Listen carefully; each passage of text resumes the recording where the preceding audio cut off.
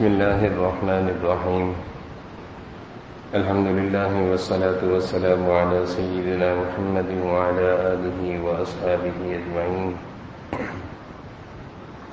الحمد لله والصلاة والسلام على سيدنا محمد وعلى آله وأصحابه أجمعين. أما بعد فأعوذ بالله من الشيطان الرجيم. بسم الله الرحمن الرحيم. وذكر فإن الذكرى تنفع المؤمنين.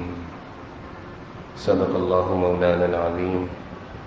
اللهم صل على سيدنا مولانا محمد وعلى آل سيدنا ومولانا محمد وبارك وسلم. اللهم صل على سيدنا مولانا محمد وعلى آل سيدنا ومولانا محمد وبارك وسلم. میرے قابل احترام بزرگوں اور عزیز بھائیوں، اللہ تعالیٰ نے قرآن کریم میں ارشاد فرمایا ہے وَذَكِّرْ فَإِنَّ الذِّكْرَى تَنفَعُ الْمُؤْمِنِينَ. نصیحت کا عمل جاری رکھو، تربیت کا عمل جاری رکھو، سمجھانے اور سمجھنے کا عمل جاری رکھو، یہ فائدہ پہنچاتا ہے. کتنے ہی معاشرہ بگڑ جائے، کتنے ہی ماحول خراب ہو، لیکن اگر نصیحت، تربیت، سمجھانے کا عمل جاری ہے تو اس بگڑے معاشرے میں بھی، اس بگڑتے معاشرے میں بھی سدھرنے کی امیدیں نظر آئیں گی.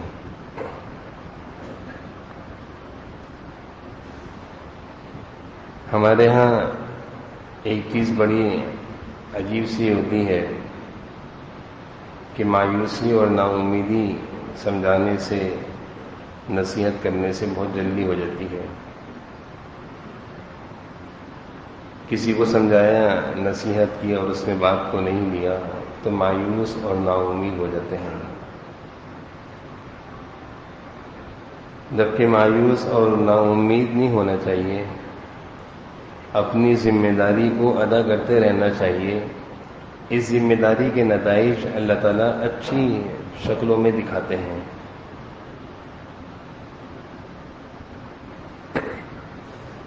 جناب نبی کریم صلی اللہ علیہ وسلم کا زمانہ ہے. آپ کی تربیت کا اثر صرف مردوں تک نہیں تھا، صرف عورتوں تک نہیں تھا، بچوں پر بھی تھا، مردوں پر بھی تھا، جوانوں پر بھی تھا، بوڑھوں پر بھی تھا، خواتین پر بھی تھا. آپ کی تربیت اور نصیحت دکھا کرتی تھی. خواتین میں بھی وہ تربیت اور نصیحت دکھا کرتی تھی اور مردوں میں بھی وہ تربیت اور نصیحت دکھا کرتی تھی. آپ کی تربیت کا ہی اثر تھا. یہ غزوہ اور جہاد کی تیاری ہو رہی تھی. اس موقع پر لوگ نام لکھوا رہے تھے شرکت کے لیے، اپنا مال لا کر دے رہے تھے آپ کی خدمت میں. مختلف قسم کی چیزیں لا کر آپ کی خدمت میں دی جا رہی تھی. یہ غزوات ہے، جہاد ہے، ہمارا حصہ لگ جائے. اتنے میں ایک خاتون آتی ہیں اور اپنے ایک معصوم سے بچے کو گود میں لے کر آتی ہیں اور آپ صلی اللہ علیہ وسلم کی خدمت میں آ کر عرض کرتی ہیں کہ میں اس بچے کو دینا چاہتی ہوں، اس کو اپنے ساتھ لے جائیں. جناب نبی کریم صلی اللہ علیہ وسلم نے ارشاد فرمایا کہ بھائی یہ بچہ کیا کرے گا؟ وہ خاتون فرمانے لگی میرے پاس اور تو کچھ نہیں ہے، اتنا بہترین موقع ہے، اللہ کے راستے میں جہاد کی تیاری ہو رہی ہے، جان لگ جائے وہ بھی کمال، مال لگ جائے وہ بھی کمال، میرے پاس کچھ ہے نہیں، یہ میرا ایک معصوم سا بچہ ہے. اللہ نہ کرے اگر آپ کی طرف کوئی تیر آ رہا ہو دشمن کی طرف سے تو اس کو ڈھال بنا لیجیے. یہ آپ کے تحفظ اور آپ کی حفاظت کے لیے کام آئے گا.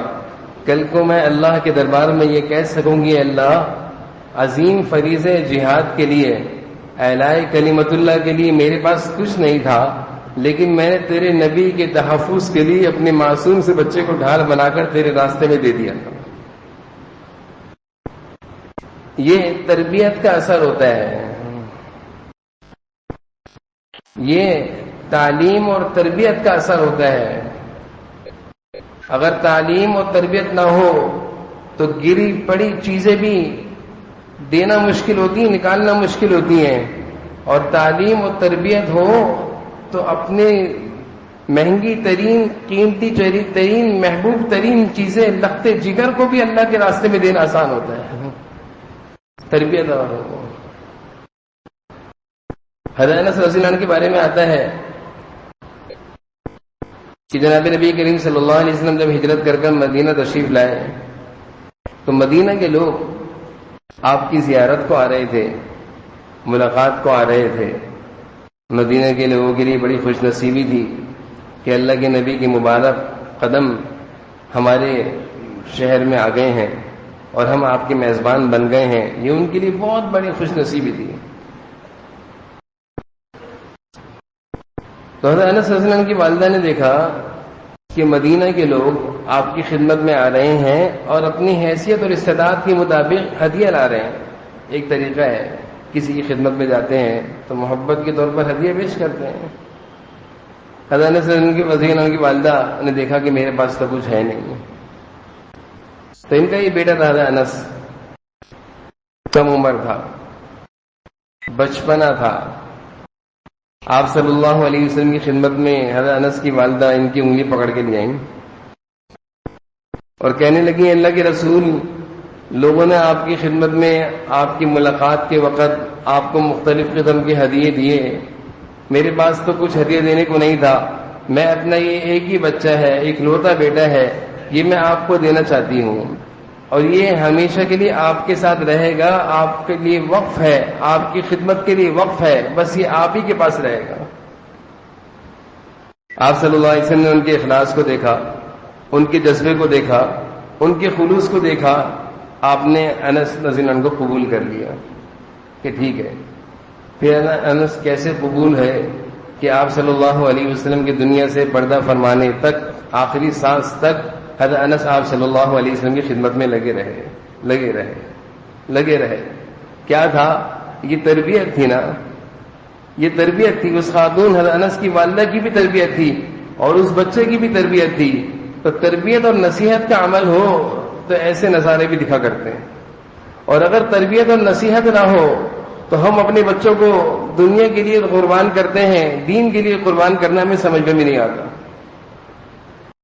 سمجھ میں نہیں آتا. آپ صلی اللہ علیہ وسلم کی ایک صحابیہ خنسا رضی اللہ عنہا، ان کے 4 بیٹے تھے.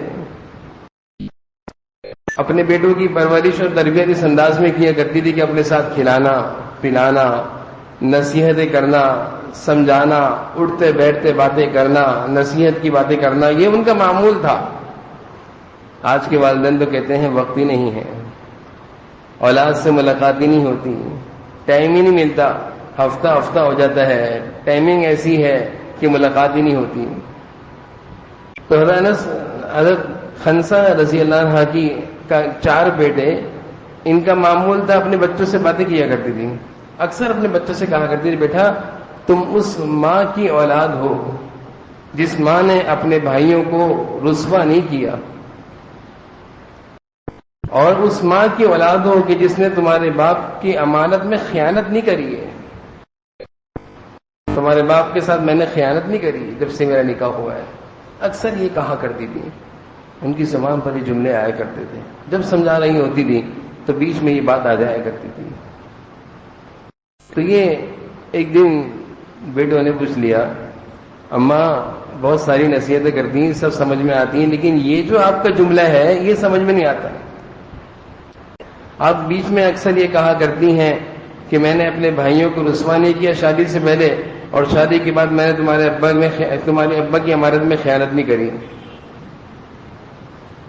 تو اماں کہنے لگی بیٹا ہاں ایسا ہی ہے، میں تمہیں بتاتی ہوں کہ جب تک میری شادی نہیں ہوئی میں نے کوئی ایسی نازیبہ اور بے حیائی والی حرکت نہیں کری جس سے میں اپنے بھائیوں کے لیے دھبا بنتی ہوں کہ فلاں کی بہن ایسی ہے. میں بڑی حیا اور شرم سے اپنے گھر میں رہی، اور جب میرے والدین اور میرے بھائیوں نے مجھے رخصت کر کے تمہارے ابا کے حوالے کیا تو میں شوہر کے گھر میں آنے کے بعد بھی اس طرح رہی کہ میں نے شوہر کو اس معاملے میں بھی خیانت نہیں کری، شوہر ہی کی ہو کر رہی، کسی کی طرف نظر اٹھا کر بھی نہیں دیکھا. بیٹے بڑے حیران ہوئے، اماں آپ کیا چاہتی ہیں؟ بیٹا میری ایک چاہت ہے، میں نے ہمیشہ نیکی کا تقوی کا خیال کیا ہے، میری ایک چاہت ہے. کیا چاہت ہے؟ میں چاہتی ہوں کہ تم چاروں اللہ کے راستے میں شہید ہو، تم چاروں اللہ کے راستے میں شہید ہو اور سینے پہ زخم کھانا. کل اللہ کا دربار لگے گا اور صدا لگے گی کہ شہیدوں کی ماؤں کو بلاؤ، شہیدوں کی ماؤں کو بلاؤ. تو میں بھی چاہتی ہوں کہ میرا نام بھی شہیدوں کی ماؤں میں آئے. میں اپنے بچوں کو اس طرح شہید ہوتا ہوا دیکھنا چاہتی ہوں، اور کل قیامت میں اللہ کے دربار میں شہیدوں کی ماؤں کا جو اعزاز ہو رہا ہوگا اس اعزاز میں بھی اپنا نام لکھوانا چاہتی ہوں. کیا ذوق تھا، کیا مزاج تھا، کیا ان کی تربیت تھی اور کیا ان پر تربیت کا اثر تھا کہ ان کے لیے دین، اللہ کا دین کی سربلندی، اعلاء کلمت اللہ کے دین کے لیے اپنی اولادوں کو قربان کر دینا، اپنے جان و مال کو قربان کر دینا، یہ ان کا جذبہ تھا، یہ ان کی تعلیم و تربیت تھی. اور اس تعلیم و تربیت کے اثرات میں آپ کو واقعات کی شکل میں سنا رہا ہوں. آج معمولی سی چیز، اپنا وقت بھی ہم دین کے لیے نہیں دیتے، اپنی صلاحیتوں کو بھی دین کے لیے نہیں دیتے، وقت ہی نہیں ہے.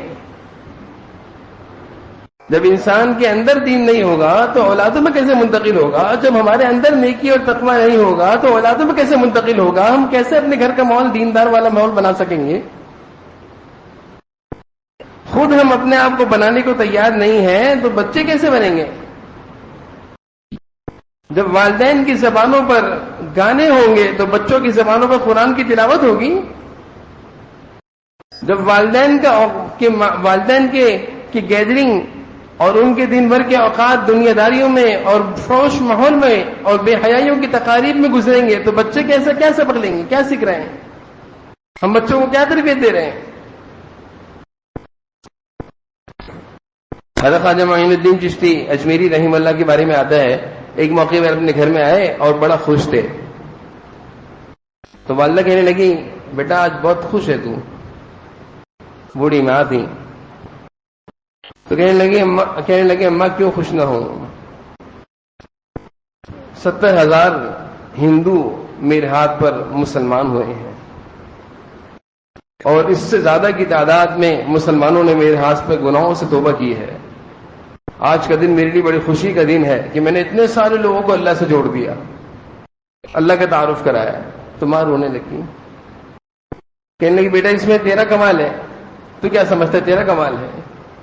بیٹا سن، جس وقت تو پیدا ہوا تھا میں نے کسی سے سنا تھا، میں نے کسی دینی محفل میں کسی دینی بیان میں نے کسی اللہ والے کی بات سنی تھی کہ جب ماں اپنے بچوں کو دودھ پلائے وضو کر کے تو وہ بچہ کسی کام کا بنتا ہے، نیک بنا کرتا ہے. بس وہ بات میرے کان میں پڑی تھی، اس کے بعد سے میں نے کبھی تجھے دودھ بغیر وضو کے نہیں پلایا. رات کے 3 بج رہے ہوں، سردی کی راتیں ہوں اور تو رو رہا ہو، اس سردی کی رات میں بھی میں بستر سے اٹھتی تھی، پہلے جا کر وضو کرا کرتی تھی اور پھر تجھے فٹ کرایا کرتی تھی. اس قدر میں نے تیری تربیت کا خیال رکھا کہ کل کو تو نیک بنے، صالح بنے، سعادت مند بنے، متقیوں کا امام بنے، لوگوں کے لیے فلاح اور کامرانی اور کامیابی کا سبب بنے. آج اللہ نے میری آنکھوں کو ٹھنڈا کر دیا. بوڑھی ماں رو رہی، خوش ہو رہی ہے. یہ بھی تو خوشی ہوتی ہے نا.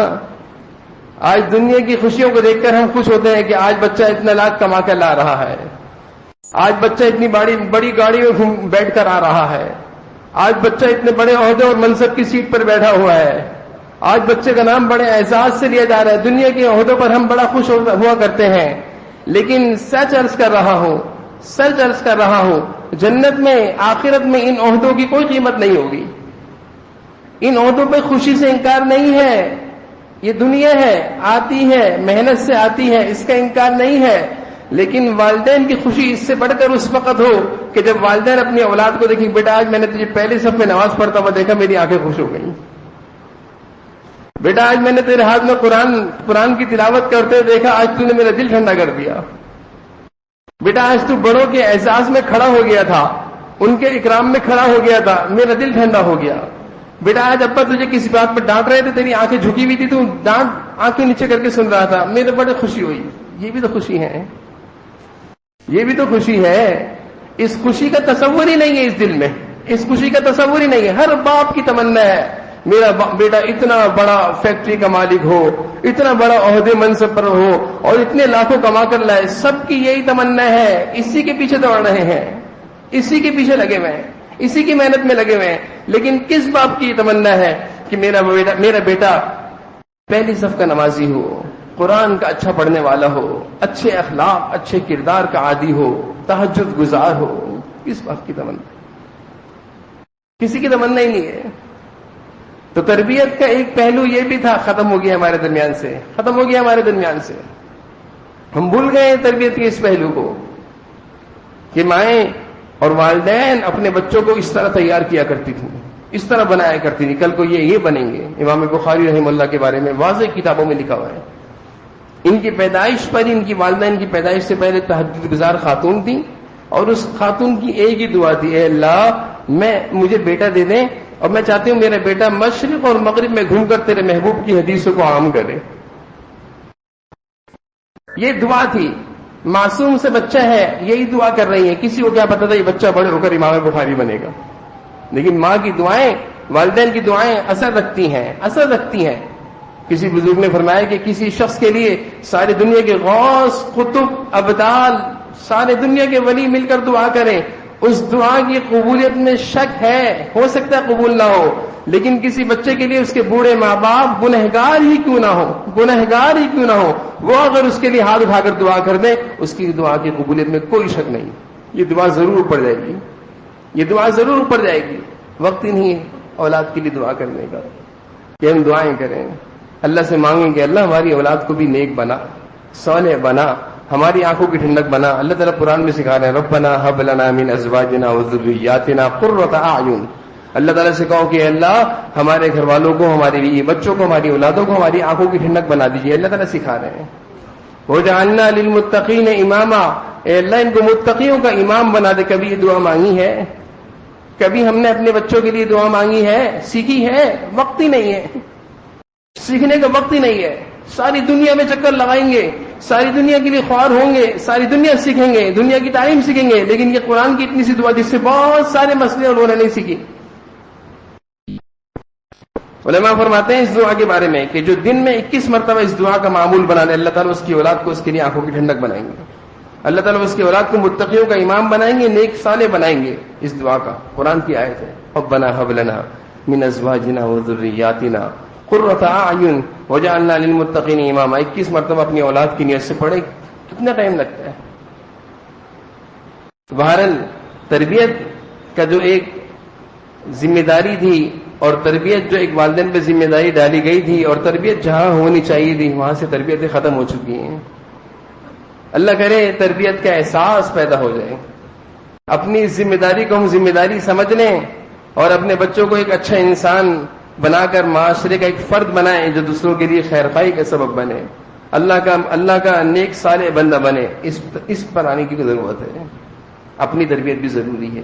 جب ہماری اپنی تربیت نہیں ہوگی تو ہم بچوں کی کیسے تربیت کریں گے؟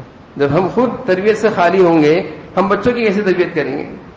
حضرت خواجہ قطب الدین بختیار کاکی رحمۃ اللہ علیہ کے بارے میں آتا ہے کہ ان کی والدین نے جب ان کی پیدائش ہوئی مشورہ کیا کہ ہم نے بچوں کی اچھی تربیت کرنی ہے، اچھا بنانا ہے اس کو. کہتے ہیں میں چھوٹا تھا، قطب الدین چھوٹے سے تھے.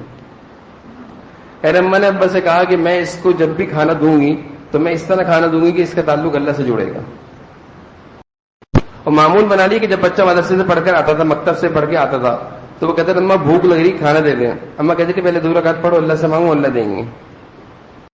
یہ ان کا ہمیشہ کا معمول تھا. بچہ 2 رکعت پڑھتا تھا، 2 رکعت پڑھنے کے بعد والدہ کا معمول تھا چھپکے سے کھانا کنارے پہ لا کے رکھ دیا کرتی تھی. وہ سلام پھرتا تھا، ادھر دیکھ کر کھانا رکھا، اس کا یقین اللہ سے جوڑتا تھا کہ اللہ نے کھانا پہنچا دیا. اس کا یہ معمول بن گیا. وہ بڑے ہو کر وہ بچہ کیا بنا؟ قطب الدین بختیار کاکی اللہ والا بنا.